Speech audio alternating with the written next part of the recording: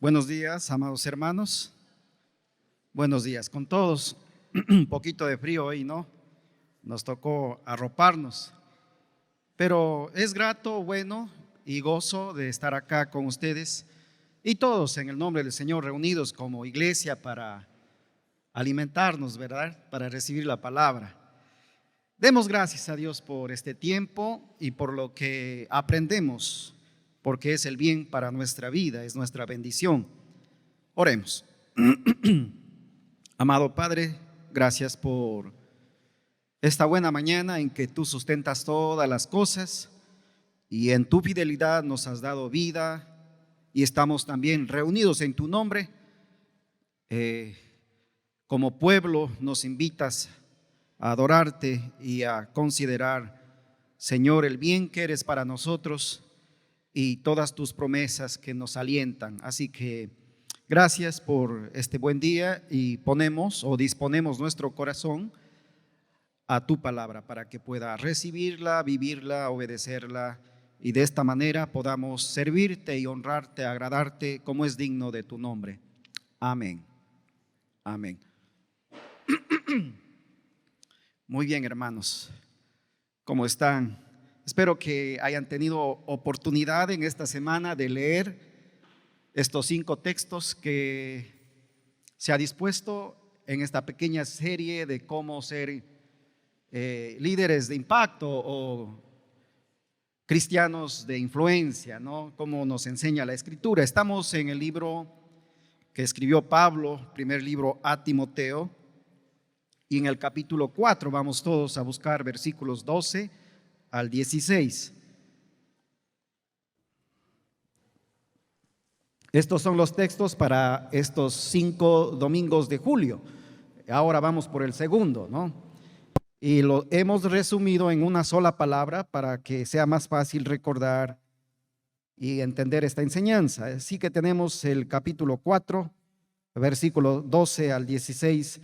Ninguno tenga en poco tu juventud, sino sé ejemplo de los creyentes en palabra, conducta, amor, espíritu, fe y pureza. Entre tanto que voy, ocúpate de la lectura, la exhortación y la enseñanza.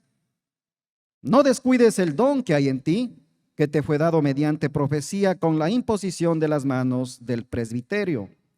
Ocúpate en estas cosas, permanece en ellas, para que tu aprovechamiento sea manifiesto a todos.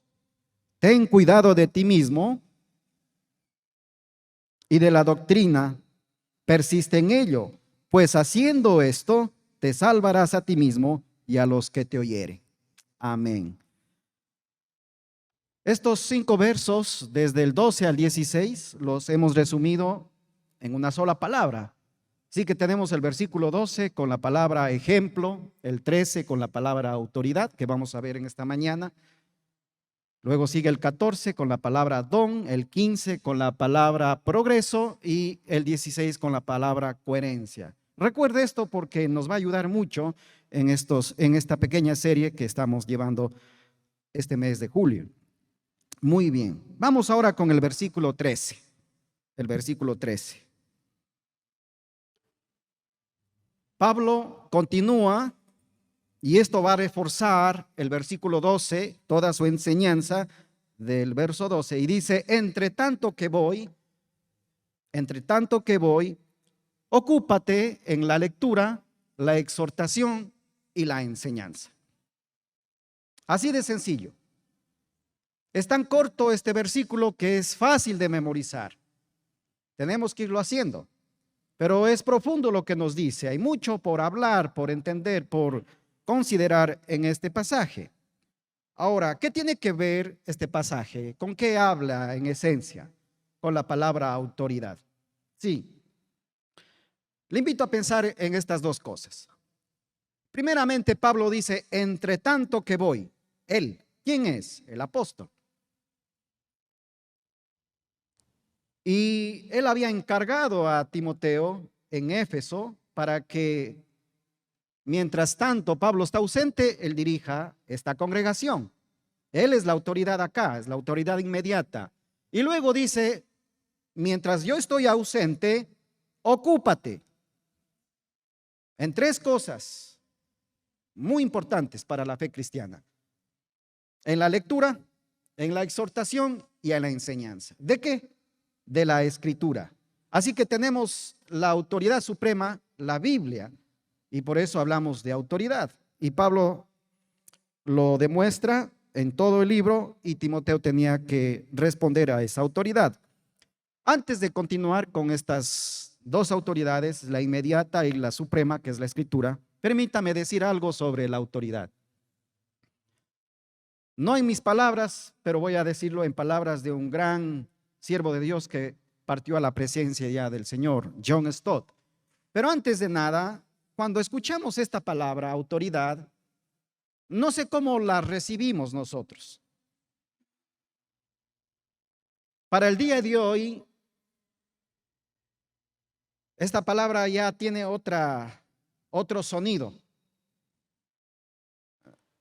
Aún el significado suena dura, ya es disgustosa en nuestros tiempos. Lo ha sido también en otras épocas, pero es una palabra que a veces es difícil o complicada de masticar, de procesar. Permítame leer lo que dice John Stott sobre este tema y por qué es importante, y que los cristianos, la iglesia, usted y yo como hijos de Dios, debemos restaurar la plenitud, el significado, la esencia de lo que implica realmente una autoridad. Porque cuando la escuchamos, lo primero que llega a nuestros oídos es un asunto negativo. Fíjese lo que dice. Autoridad es una palabra tabú en la actualidad, negativa, desagradable y hasta detestable. Dudo que haya otra palabra que provoque más aversión instantánea entre la nueva generación y las realidades, y los radicales de toda clase. La autoridad tiene gráficos, tiene trazos de institución, de privilegio, de oposición, de tiranía. Y nos guste o no, en nuestra época estamos contemplando una sublevación global contra toda autoridad, ya sea de la familia, de la escuela, de los jefes, de la iglesia, del Estado o de Dios mismo. Estas son palabras serias, duras. Y todos podemos decir la plena, esta es la realidad. Y esto pasa en todo lugar del mundo, es un asunto global. Hay una oposición contra toda autoridad. Piensen en un momento en cómo antes respetábamos a los maestros. Hoy en día los maestros son cualquiera. No por ellos, sino por las crisis que vivimos en cuanto a este tema. Pensemos en los padres que son autoridad. Ya no hay ese sentido de esa nobleza y ese respeto que se debe tener a los padres o a los ancianos, los de mayor edad. Bueno, de esto hemos hablado un poco. Y esto nos va a ayudar a entender lo que Pablo había dicho en el versículo 12, la gran responsabilidad y lo mejor o el mejor método que tenemos para impactar, para influir, que es el ejemplo. Y en estas áreas, ejemplo en palabra, ¿en qué más será? En conducta, en fe, en amor, en pureza. ¿Cómo lo vamos a desarrollar? ¿Bajo qué amparo lo hacemos? Y aquí viene Pablo y dice, bueno, este es el tema para el cual debes prestar atención, le dice a Timoteo, la autoridad. Muy bien. Entonces, en primer lugar, Pablo dice que Timoteo se debe a una autoridad inmediata y es el apóstol Pablo, el apóstol. Porque el texto dice en el versículo 13, entre tanto que voy. Y esta frase está muy repetida durante todo este libro. Por ejemplo, en el capítulo 1, versículo 3, Pablo dice, como te rogué, él encomendó, él delegó. ¿Y qué más dice? Que te quedases en Éfeso, ahí le puso Pablo, porque Pablo se fue a Macedonia. ¿Y para qué? Para que mandases a algunos que no enseñen diferente doctrina. Entonces Pablo dice, como te rogué, como te he mandado. Usted va al capítulo 3 y el versículo 15, Pablo vuelve a decir, para que si tardo, sepas cómo debes conducirte.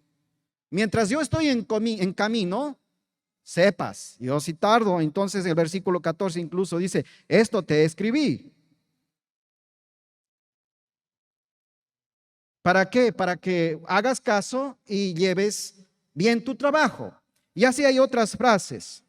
Si usted va al capítulo 6, versículo 13, Pablo va directamente, dice, te mando, le dice a Timoteo, te mando delante de Dios, que da la vida a todas. Y entonces Timoteo tiene que sujetarse a la autoridad apostólica. Y en el versículo 20 del capítulo 6 también dice, guarda lo que te he encomendado. Así que todas estas frases hablan de autoridad y es el apóstol para con Timoteo. Timoteo tenía esa autoridad inmediata a quien responder, con quien identificarse. Y Timoteo tenía ese respaldo. Ahora, Pablo no era cualquiera. Versículo 1 dice, era apóstol de Jesucristo. Fue encomendado por Dios, por mandato de Dios, nuestro Salvador, y por el Señor Jesucristo, nuestra esperanza, dice el versículo 1 del capítulo 1. Así que los apóstoles eran representantes del Señor Jesús, escogidos y nombrados por él mismo y encomendados para la continuidad del mensaje del Evangelio, de la palabra. Y ahí tenemos el Nuevo Testamento. Entonces, cuando Pablo estuviera presente en Éfeso, él mismo ejercería la autoridad que le corresponde como apóstol. Él sería el maestro de la buena enseñanza, de la doctrina y de la ética, de la conducta, de cómo debería vivirse la fe cristiana. Él es el que resolvería las discordias y ejercería la disciplina en la iglesia. De hecho, hay un texto que nos muestra que Pablo ejercía esa autoridad. Usted puede leer el capítulo 1 y versículo 10 y 20, versículo 20, no hay 10 y 20. Versículo 20, pero en el 19 habla de que hay un riesgo de que los cristianos puedan naufragar en la fe, pueden desviarse de la verdad, apartarse de la fe y del amor en Dios. Sí, y Pablo en el versículo 20 del capítulo 1 dice, pues mira lo que hice, Timoteo. Entonces, ¿qué dice el 20? De los cuales dice Himeneo y Alejandro, a quien entregué a Satanás para que aprendan a no blasfemar. Entonces Pablo muestra aquí su autoridad disciplinaria en asuntos de doctrina y ética. Aquí hay dos personajes, Himeneo y Alejandro. De alguna manera no sabemos en qué sentido había blasfemado, pero se había opuesto a la verdad de Dios. Y Pablo dijo, tienes que estar fuera de la iglesia. Lo disciplinó, porque eso significa entregar a Satanás. Está en descomunión, ya no es parte de esta congregación. Bueno, entonces ahí tenemos. La autoridad inmediata era el apóstol Pablo, así que todo asunto de doctrina, de ética y disciplina estaba bajo la supervisión de él. Pero mientras estaba ausente, ¿quién debía elaborar todo esto, llevar a todo esto? Timoteo, porque fue delegado. Así que él se debía a esta autoridad. Sí, así es. En la iglesia, en el día de hoy, o nuestro tiempo, también tenemos autoridades inmediatas que Dios las ha dispuesto como pastores, diáconos y maestros de la Escritura, de la Biblia, a quienes debemos también nuestro respeto, obediencia o sujeción. Sí, por ejemplo, en el capítulo 5, estamos todos en Timoteo, espero que tenga su Biblia para que vaya, ¿no? Siguiéndome los pasajes que vamos citando. En el capítulo 5, versículo 17, nos dice algo con respecto a esa autoridad. Pero él ya había hablado en el capítulo 3 sobre los requisitos para los que quieren ser pastores o obispos, y también para los diáconos. Así que ahí están los requisitos, capítulo 3. Pero el 17 del capítulo 5 resume esto y dice, bueno, fíjese, los ancianos que gobiernan bien sean tenidos por dignos de doble honor, mayormente los que trabajan, los que se dedican en predicar y enseñar. Aquí tenemos entonces esta autoridad inmediata también para la iglesia. No está solamente el apóstol Pablo y Timoteo, sino hay hermanos que están dedicados a la enseñanza y a predicar. Y Pablo dice, mira bien, que estos que gobiernen bien, sean tenidos por dignos de doble honor, de mucho respeto y consideración. Y doble honor también significa remunerados o de alguna manera sustentados para que puedan ellos seguir haciendo esta obra. Entonces, ¿a quiénes tenemos aquí como autoridades inmediatas? A quien la iglesia también, o los miembros de la iglesia, se corresponden. Tenemos aquí a los ancianos que eran pastores, líderes, algunos de ellos diáconos y otros maestros también. Déjeme leer un texto más en Hebreos 13:17 que dice al respecto. Hebreos 13:17 dice, obedeced a vuestros pastores, sujetaos a ellos, porque ellos velan por vuestras almas como quien han de dar cuenta, para que lo hagan con alegría y no quejándose, porque esto es provechoso. En otro texto dice, esto es agradable delante de Dios. Bueno, ahí nos dice que Dios ha puesto pastores y la iglesia, que es pastoreada por estos ministros, dice la Biblia, pues obedecerlos, sujetaos a ellos, porque ellos van a dar cuenta al Señor de su ministerio, de su obrar, de su trabajo. Así que hay una correspondencia con esta autoridad. Bueno, ahora la Biblia también habla más. El mismo Pablo abarca otras instancias de autoridad. Por ejemplo, estamos en Timoteo y en el mismo capítulo 5, versículo 4, él habla de los padres, es decir, la autoridad que los hijos deben a sus padres, pero en el contexto habla mayormente de aquellos que están o son más vulnerables y son viudos o viudas. Y fíjese lo que dice el capítulo 5, versículo 4.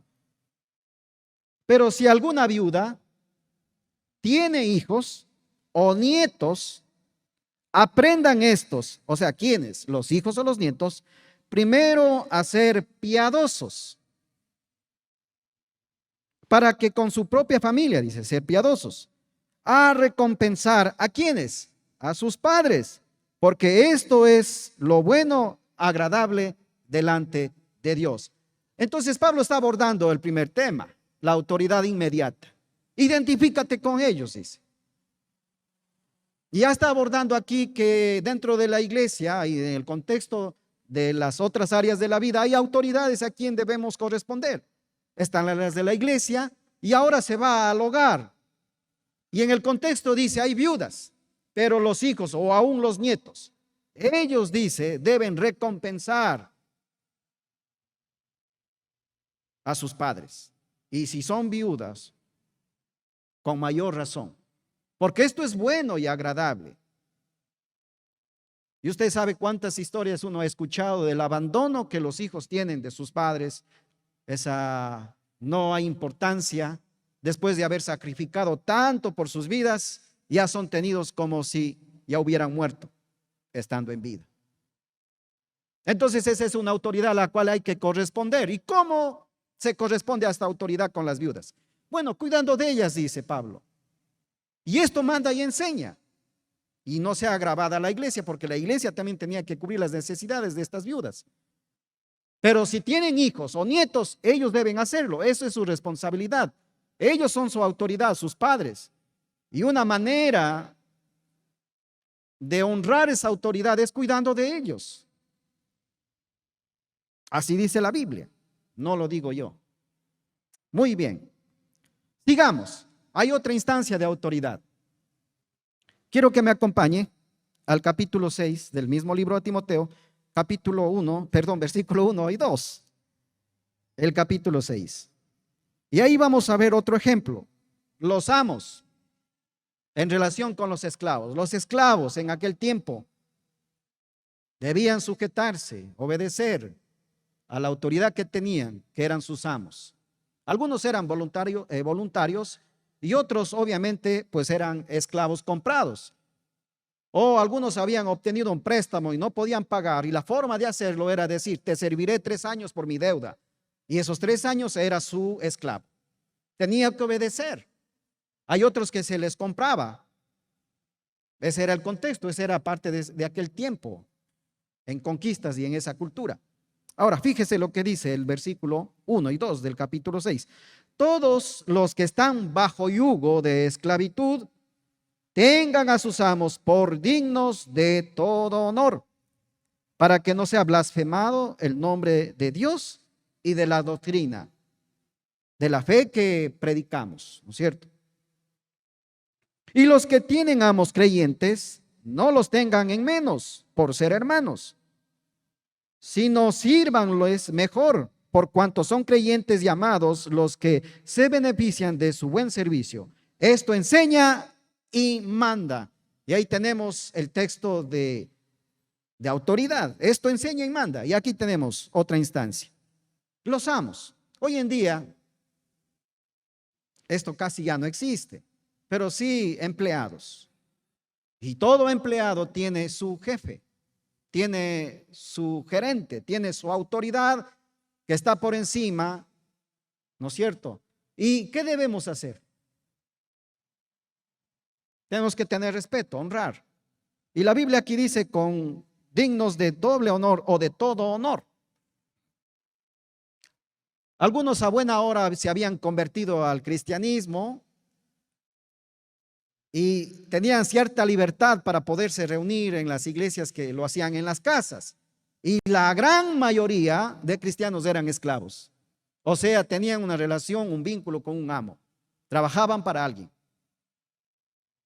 Y algunos amos también conocieron el evangelio y se convirtieron.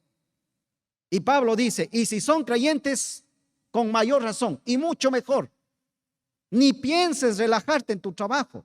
Así dice Pablo a los esclavos que tienen amos creyentes: no los tengan por menos.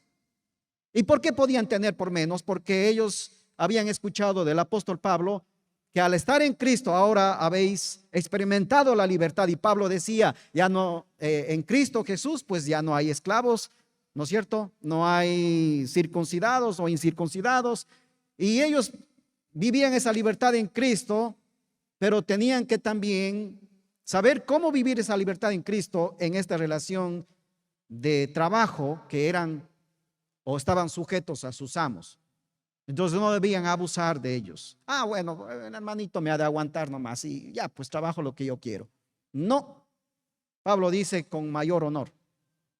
Y mucho más si son cristianos. Entonces tenemos autoridades. La pregunta es: ¿cómo nos manejamos con esas autoridades? ¿Cómo nos desarrollamos? ¿Cómo nos relacionamos? Y nos invita a revisar nuestra actitud, nuestro corazón. Recuerde que antes dijo: sed ejemplo en palabra. ¿Qué pasa cuando un amo demanda, a un jefe exige y le presiona? Usted puede tener una palabra áspera también, una palabra de queja o una palabra también amable. Piense por la conducta. Nosotros decimos mucho con una mueca, ¿no es cierto? Ya ustedes saben más que yo. Si alguien dice,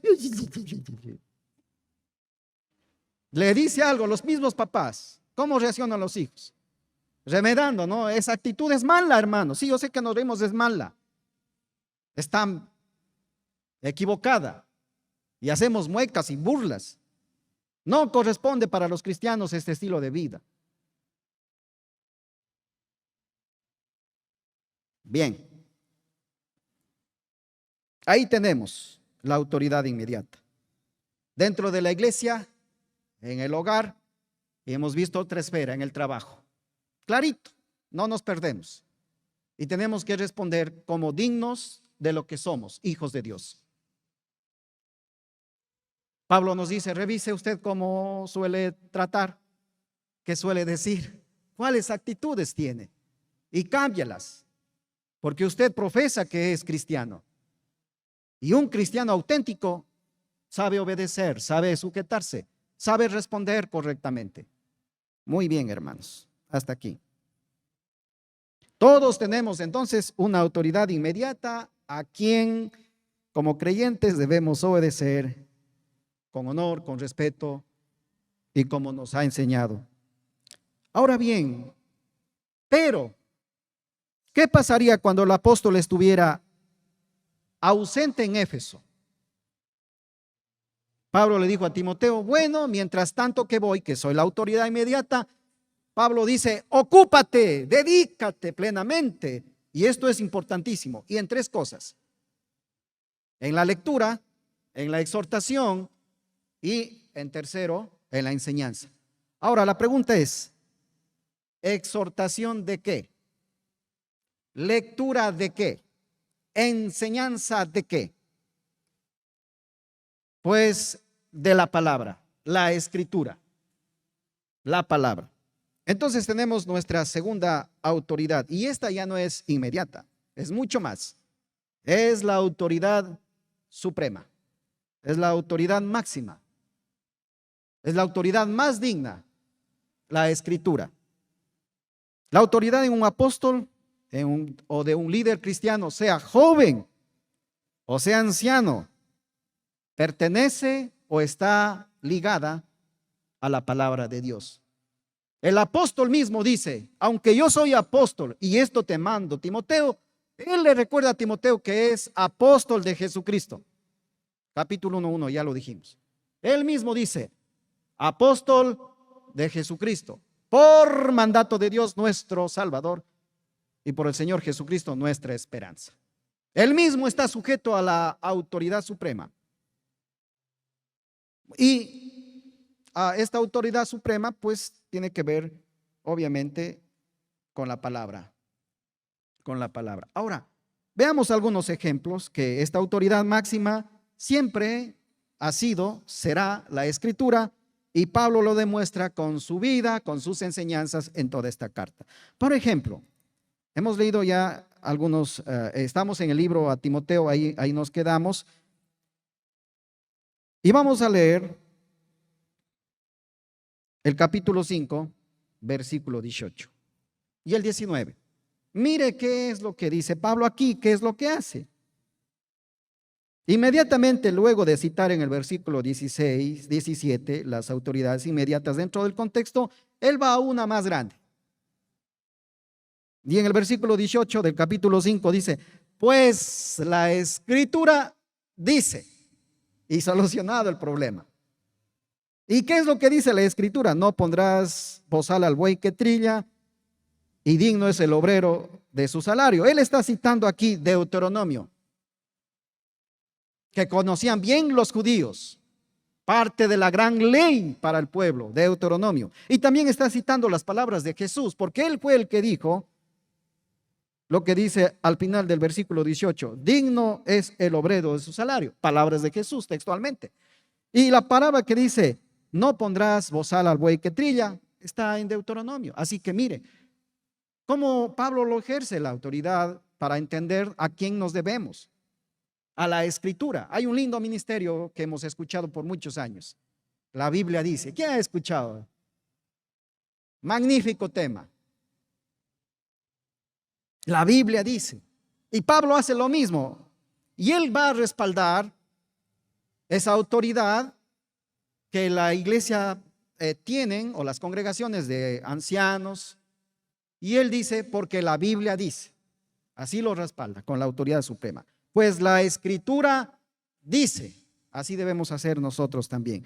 El otro ejemplo está en el capítulo 6 y lea conmigo el versículo 3. Añada a esta frase, la escritura dice, a lo que dice el versículo del capítulo 6, el versículo 3. Dice Pablo, si alguno enseña otra cosa y no se conforma a las sanas palabras, ¿de quién? de nuestro Señor Jesucristo y a la doctrina que es conforme a la piedad.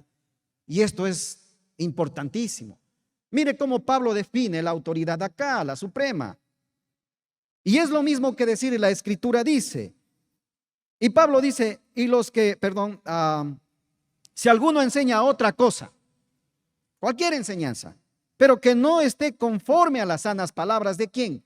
De nuestro Señor Jesucristo. Así que está diciendo que la Escritura son las sanas palabras de Dios, las sanas palabras del Señor. Y eso significa la verdadera doctrina que es conforme a la piedad, es decir, a Dios, conforme a Dios, conforme a la divinidad, conforme a lo que es vivir consagrado a Dios a través de lo que la Biblia nos dice. Y ahí tenemos. Ahora hay otros ejemplos más. En el capítulo 2, casi al final, versículo 13 y 14, él también cita o la Escritura y está citando Génesis capítulo 2 y versículo 3. Ahí dice, porque Adán fue formado primero, después Eva, y Adán no fue engañado, sino que la mujer siendo engañada, y está explicando a él. ¿Y qué está citando? ¿Con qué está respaldando una explicación ahí?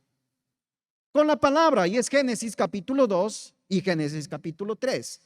Ya vimos que citó Deuteronomio. Así que hay varios ejemplos. Varios ejemplos. Ahora es interesante entender por qué se debe uno ocupar en la lectura de la Biblia, en la exhortación con la Biblia y en la enseñanza con la Biblia, con la Escritura. ¿Por qué? Porque ella define todo en nuestra vida. Ella nos da a conocer al Dios que es nuestro Redentor, al verdadero que quiere que le conozcamos, y la manera de conocerlo siempre es a través de la Escritura.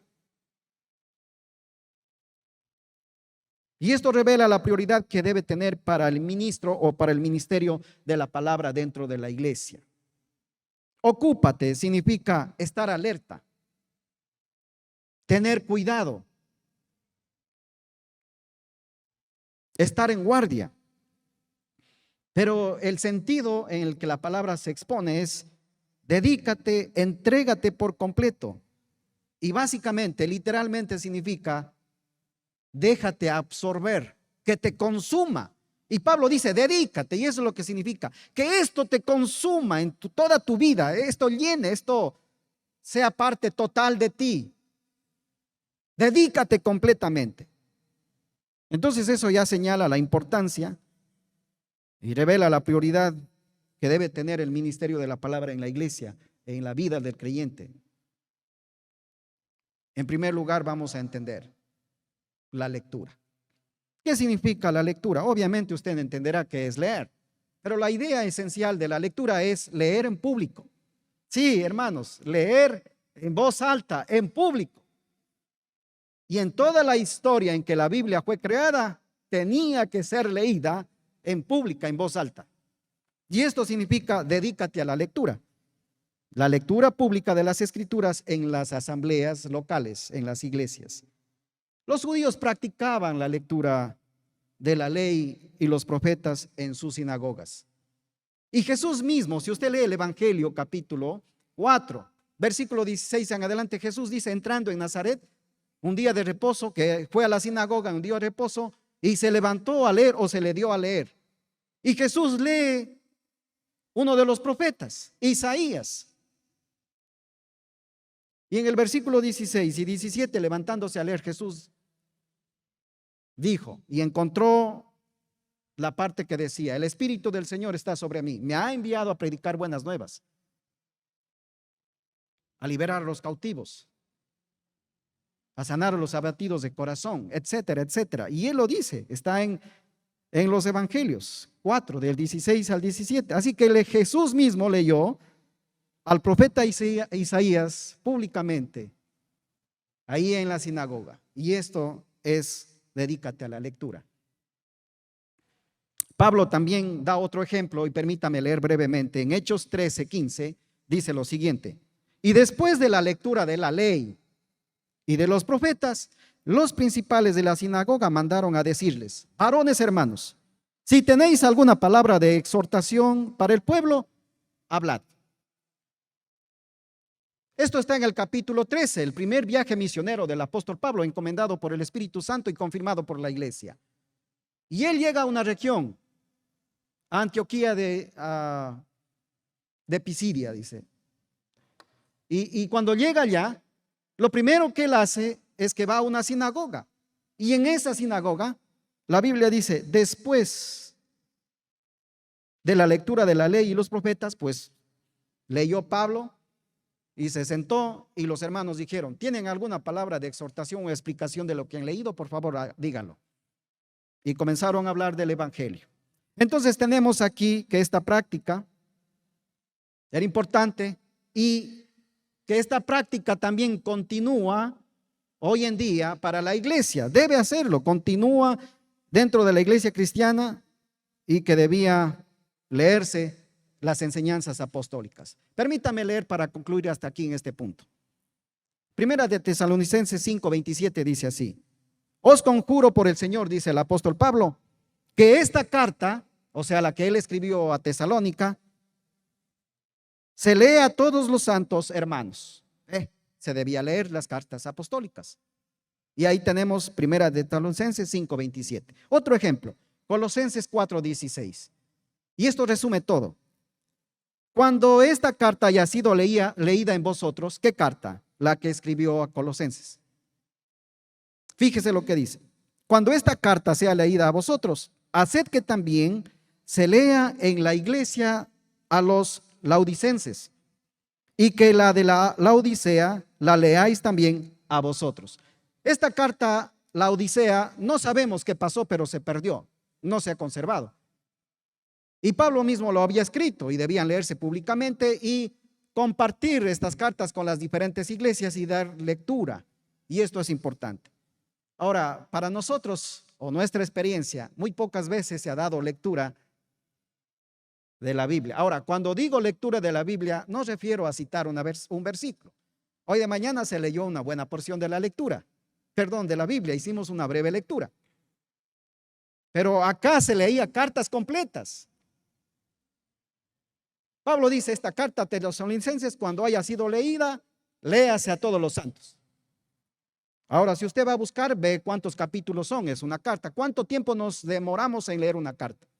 Dependiendo su extensión. Pero si vamos a leer Romanos, nos iremos noche de aquí. Pastor, lea nomás las cartas de Juan, dice, primera, segunda y tercera. Filemón también métale ahí, porque en 2 minutos se acaba. Pero si vamos a leer los evangelios, nos iremos noche. Pero esto era una buena costumbre. Y hoy tenemos una crisis con la lectura. Piense en usted mismo. ¿Cuánta dedicación tiene a leer, y especialmente la palabra? En el apuro que vivimos del día a día, tengo que hacer mi devocional. Vamos a.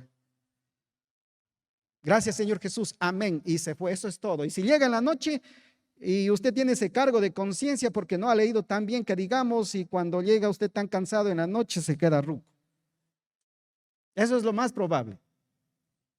Parece que me ha pasado, ¿verdad? Le pasa a todos. Pero es un gran problema. Ahora usted va a ver un gran ejemplo. No vamos a leer, pero en el capítulo 8 de Nehemías dice que cuando encontraron la ley, la leyeron desde el alba hasta el mediodía, desde el amanecer. Y todos de pie estaban atentos, desde el más pequeño al más grande. Ahí estaban sus hijos, sus adolescentes, sus muchachos y los mayorcitos, y de pie. Y lo leían con tanto entusiasmo y con lágrimas. Era una mezcla de emociones porque era la palabra. Yo no sé si podremos durar, ni sentados, hermanos, un buen tiempo de la lectura. Y cuando no tenemos este buen ejercicio de la lectura, hasta leemos mal. Yo escuché una vez que alguien quiso leerle a su esposa Génesis 2:24 y dijo: por tonto dejará el hombre a su esposa, a sus padres, y se unirá a su mujer. Y eso dice la escritura. Por tanto, dice. Y ahora, la plena es que en la actualidad así le ven al matrimonio, como algo tonto. Y así algunos parecen interpretar. Una vez escuché en Segunda de Reyes capítulo 22:2, Josías, un rey que gobernó a los 8 años, y en el versículo 2 está diciendo, y su madre era Gedida. ¿Sabe cómo leyó alguno? Y su madre era jodida. Y jodida ha sido la mamá de Josías. ¿Razón? No, es Gedida. Y es más, tiene una H al final en hebreo. Gedidah. Pero la ignorancia y la falta de costumbre de leer la palabra, vamos a leer hasta mal. Y vamos a entender mal. Y a vivir mal. Tenemos que ejercitarnos, dice, ocúpate en la lectura, léela, instrúyete, infórmate, pero la Biblia es más que informarse. Hay que leerla para alimentarnos, para nutrir nuestra mente, nuestro corazón. Bueno, ya voy a hablar un poco de eso. Y esta práctica debe hacerse. Ahora, a mí me hace pensar como iglesia, porque no, realmente no lo hacemos, no ha sido parte. Rara vez creo que nos congregamos para leer la Biblia. Entiendo por nuestra época, porque antes no se la tenía la Biblia como hoy, todas la tienen. Imagínense andar a llevar pergaminos por todo lado. Muy difícil. Y entiendo el contexto. Así que había un gran privilegio y toda esa atención cuando se leía algo, especialmente la palabra. Todos tenían que prestar atención o tenían que esperar el otro sábado para la sinagoga. O quién sabe otro tiempo. Pero usted tiene a disposición todos los días. Y de esto sí nos va a pedir cuenta al Señor, porque cada día comemos. Pero no todos los días nos alimentamos con la palabra. Así que cada hogar e iglesia local debe tener un espacio y un tiempo específico, especial, para la lectura de la Biblia en las reuniones públicas. Ojalá esto lo integremos en nuestra congregación y tengamos acá una lectura de un libro de la Biblia y nos despedimos. Sería fantástico. Y todos atentos y seguir. A mí me apena, hermanos, que cuando usted se congregue venga sin la Biblia. Acá la leemos. Me entiendo que usted presta atención, si es que ha venido desayunando bien. Si es que no está preocupado por algo o afanado. Pero es otra cosa usar la Biblia, irla y seguir la lectura o ver o verificar. Así que, hermanos, os exhorto a que traigan la Biblia. Les animo, tráiganla, porque venimos a congregarnos. Ya les he dicho, lo que debe traer primeramente a la iglesia es la palabra y un corazón, el suyo.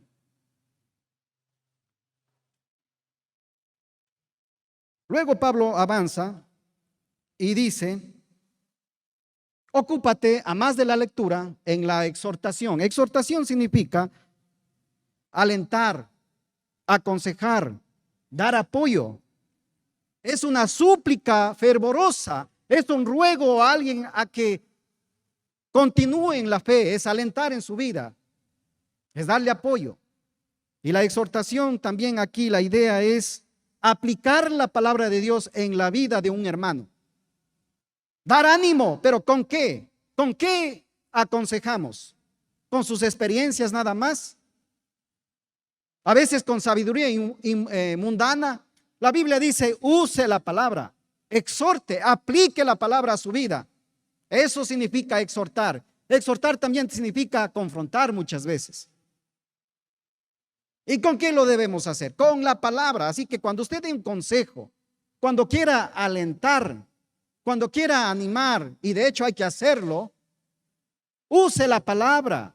Pero para que usted pueda usar, debe conocer. ¿Qué cuando un hermano está pasando por una crisis laboral? Hay pasajes que hablan de eso. Usted no se contente con decir, todo lo puede en Cristo que le fortalece. Eso es muy sencillo hacerlo. Pero no dice nada, eso no alienta. Tiene que ser específico. Y hay un sinnúmero de textos que hablan para el matrimonio, que hablan para el hogar, que hablan para la crianza. Úselos correctamente. Exhorte con esto, anime con esto. Hágalo también con afectación física, con un abrazo, con las palabras de la Biblia, con un acercamiento, con oración. Así debe ser. Entonces, fíjese un ratito o piense cuántos consejos usted ha dado, pero que no tenían nada que ver con la Biblia. Y si no estamos preparados para decir algo que sostenga realmente, que anime, que fortalezca. Algunos van más enfermos de lo que estuvieron cuando escuchan un mal consejo, aun cuando es usa la Biblia. Recuerdo una hermana que decía, ya no puedo más con mi esposo, ya, hasta aquí. Y una hermana dice, bueno, la Biblia dice, con él estoy juntamente crucificado, hermano. Usando mal, uno está crucificado con Jesucristo, no con el esposo. Y la hermana dice, es que así dice la Biblia, con él estoy juntamente crucificado. Dice, no le queda más, hermano, aguántese. Ahí está hablando de Jesucristo. La cruz no es su esposo o su esposa. La enseñanza. Tercero, dedícate, entrégate, déjate absorber por la enseñanza de la palabra. Es educarse, es instruirse, es impartir la sana enseñanza, la doctrina de la fe. ¿Cómo? Explicando su contenido, su mensaje, y aplicando también a su vida, pero es analizar, explicar y es alimentarnos verdaderamente de Dios. Así que los líderes cristianos que se dedican a la enseñanza deben ser ávidos lectores, buenos para aconsejar, para animar, expertos en la palabra para hacerlo, y también deben enseñar la palabra.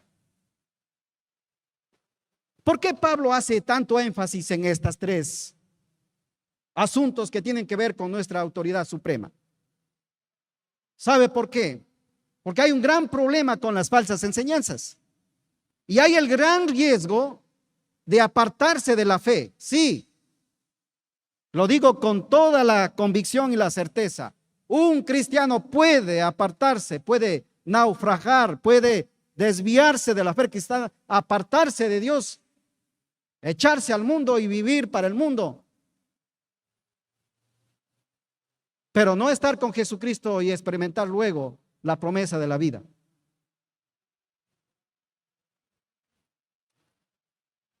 Él usa palabras muy fuertes. Pablo, en primera Timoteo, déjeme solo decir una de las cuantas. Él está hablando de las viudas que han conocido a Jesucristo. Y algunas jóvenes se desviaron de la fe. Y él dice, porque la que se entrega a los placeres, viviendo está muerta. Escuche lo que dice. Viviendo está muerta. Y eso es muerte espiritual. Está perdida, está muerta. Nosotros sin Cristo estuvimos muertos y necesitábamos la vida de Jesús. Y cuando creímos en Él, Él nos dio vida. Pero aquí pasa algo. Y la que se entrega, la que vive para los placeres, viviendo está muerta. En el 8 también dice, cualquiera que no provee para los suyos, niega la fe y es peor que un incrédulo. Y los incrédulos no heredarán el reino de Dios. Así que piense bien, no lo tome a la ligera su fe, su vida cristiana. Si usted piensa que la vida cristiana consiste solo en venir acá los domingos, los martes, los jueves también, y eso es todo, usted se está autoengañando. La fe es mucho más que asistir a un culto. Es mucho más que cantar una alabanza. Es mucho más que tener la Biblia empolvándose en la casa. Ni se contente porque tienen el celular hasta 10 versiones Eso es lo de menos. Cuando usted lee la Escritura, cuando usted exhorta en la Escritura, usted aprende la Escritura y la enseña. ¿Sabe lo que dice Pablo? Usted es un auténtico hijo de la fe. Pero déjeme decirlo con otro versículo. Usted estará bien alimentado, bien nutrido. Ahora, lea conmigo el capítulo 4, el versículo 6. Ya vamos terminando, hermanos. Igual va a llover, no va a poder irse de aquí, porque va a mojarse. Si se moja le da pulmonía, verá. Así que quédense nomás. 4:6. Si esto enseñas a los hermanos, serás buen ministro de Jesucristo. Vea lo que dice la palabra. Nutrido, alimentado bien con las palabras de la fe y de la buena doctrina que has seguido. Si usted lee la Biblia con responsabilidad, con el deseo de conocer a Dios, exhorta en la palabra, aprende y enseña la palabra, usted es una persona bien nutrida, verdaderamente se está alimentando, ejercerá el ministerio bien de la palabra, porque se está alimentando. Es un buen ministro de Cristo, dice la Escritura, nutrido auténticamente con las palabras sanas de la fe, de la buena doctrina. Y Pablo está pensando en que esto más, en que no nos pase como a algunos. Himeneo y otro personaje ya no están en la fe. ¿Y por qué? Porque han seguido falsas enseñanzas. ¿Y por qué? Porque las enseñanzas que han seguido han sido demoníacas. No me invento, está aquí en la Biblia. Mire conmigo el versículo 3 del capítulo 1. Cuando te rogué que te quedases en Éfeso cuando fui a Macedonia, es para que mandases a algunos que no enseñen diferente doctrina. Fíjese, diferente enseñanza. ¿Qué enseñanza? Las que no van conforme a Jesucristo, a las buenas palabras de Él, a lo que dicen los evangelios, a lo que dicen las cartas apostólicas. ¿Y qué efecto tiene cuando uno permanece en la buena enseñanza? ¿O qué efecto tiene cuando uno ya no permanece en la buena enseñanza, sino escucha otras cosas que no son la palabra? El versículo 4. Perdón, el versículo 5. Pues el propósito de este mandamiento es el nacido de corazón limpio, es el amor nacido de corazón limpio. ¿Qué es lo que te mantendrá un corazón limpio en la vida? Lee la palabra. Identifícate con esa autoridad más grande en la vida, que es la Escritura, y son las palabras de Jesús. Ella te mantendrá un corazón limpio. Número 2, ¿qué más te va a dar? Buena conciencia, no una conciencia negra, mala, sino buena, limpia, que te va a detener al momento de las tentaciones, porque la conciencia Dios la ocupa y te habla directamente al corazón y te dice: Iván,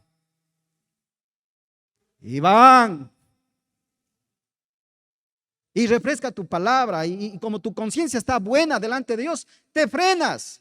¿Sabe qué puede pasar con la conciencia? Puede cauterizarse, endurecerse. Mire lo que dice el capítulo 4, versículo 1 y 2. El Espíritu dice claramente que en los tiempos futuros o posteriores tiempos, algunos apostatarán, es decir, se irán de la fe, abandonarán la fe. ¿Y cómo? Escuchando espíritus engañadores y a doctrinas de demonios. Doctrinas de demonios. Y si sigue leyendo esas enseñanzas o doctrinas demoníacas, es que prohibirán casarse y aún de abstenerse de ciertos alimentos, que piensan que por hacerlo van a ser más espirituales. Y Pablo dice: de ninguna manera. Pero fíjese lo que dice el versículo 2. Por la hipocresía de mentirosos que, teniendo cauterizada la conciencia. Cuando una conciencia llega a estar cauterizada, endurecida, que ya no le hace nada, escuche menos la palabra de Dios. Deje de leer la palabra de Dios. Escuche los consejos mundanos. Enseñe cualquier otra cosa, pero menos la palabra de Dios. No la lea. Lo seguro es que usted ya no tendrá un corazón limpio. Número 2, ya no tendrá una buena conciencia. Su conciencia va a ser cauterizada. Pecará contra su conciencia. Y cada vez que peca contra su conciencia, ya no tiene voz.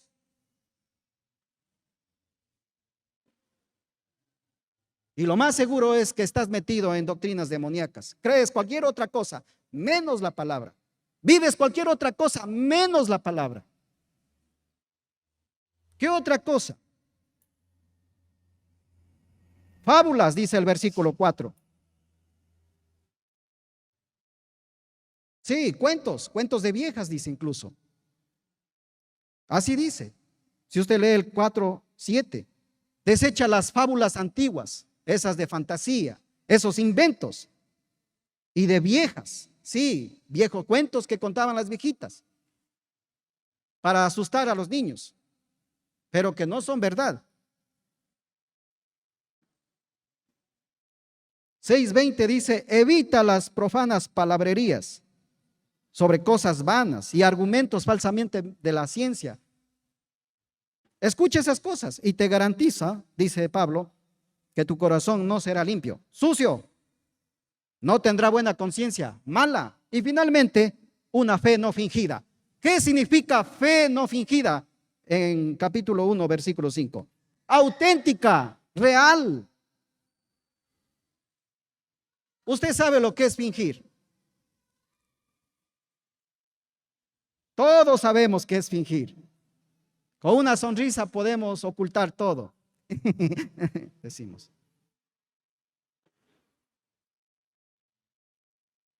Podemos fingir bien nuestra fe. Usted puede fingir que es un buen cristiano. Aquí al menos es de donde más se puede fingir.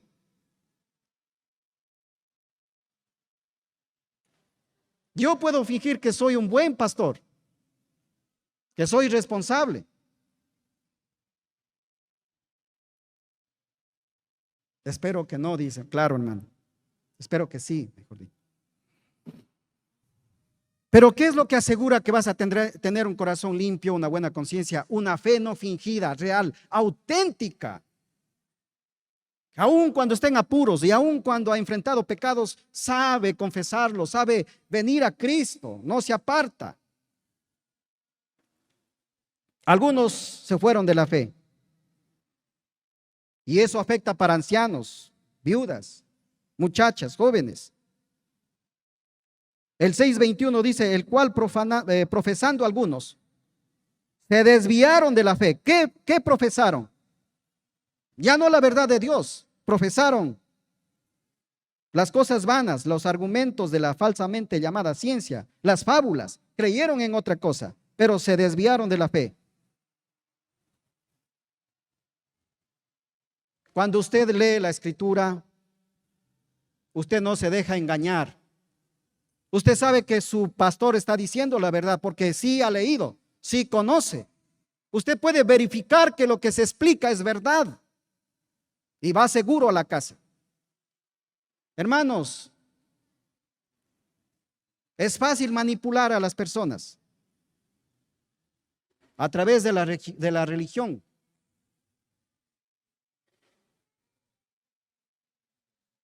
La Biblia mismo dice en el 6:6, pero gran ganancia es la piedad, el versículo 5, que toman la piedad como fuente de ganancia. Es decir, a través de la religión, a través de la fe, hacen comercialización para enriquecer sus vidas. Y es fácil hacerlo. Es fácil crear una religión nueva y engañar a la gente. Pero usted no será engañado porque sí lee la palabra, porque exhorta la palabra, porque se instruye, porque lee, porque se alimenta, está nutrido. Usted tiene una sana doctrina. Y Pablo dice: de esto consiste la autoridad con la Biblia. Usted será resguardado, no será engañado. Me gustan las frases y títulos que usa Pablo para Timoteo o para él mismo. Un verdadero hijo de la fe, capítulo 1, versículo 2. Buen ministro de Jesucristo, capítulo 4, versículo 6. Y el que más me encanta, hombre de Dios. Capítulo 6, versículo 11. Que así nos tengan la gente, que así nos conozcan. Entonces, cuando leemos las Escrituras, cuando exhortamos con las Escrituras, cuando enseñamos las Escrituras, nos estamos identificando con nuestra auténtica autoridad, la palabra del Señor. Y por último, lo que les digo, la obediencia a la Biblia, a la palabra, es el reconocimiento del señorío de Jesucristo en nuestra vida. Porque usted cuando lee, cuando se instruye, cuando obedece a la palabra, lo único que está diciendo: Jesús es mi Señor. Él es mi Rey, Él es mi Rey. Él es mi autoridad en mi vida, Él me guía, Él me sostiene. Y por último, cuando usted obedece la Biblia, la vive, la lee, la instruye, se instruye en ella, no solo se mantiene firme en la fe, en la sana doctrina, sino que usted da credibilidad de que es un auténtico cristiano, que tiene una auténtica fe, que tiene una conciencia buena, un corazón limpio, digno de confianza. Y Pablo dice: así debe vivir la iglesia del Señor. Gracias, hermanos, por su enorme paciencia de estar acá y juntos escuchar la palabra. Vamos a orar para despedirnos. Amado Padre, gracias. Qué buena que es tu palabra y en verdad, Señor, permítenos en el poder de tu Espíritu poder vivir todo lo que hemos escuchado. Que tú nos honres y te lleves tú mismo la gloria siempre por los siglos de los siglos. Amén. Amén.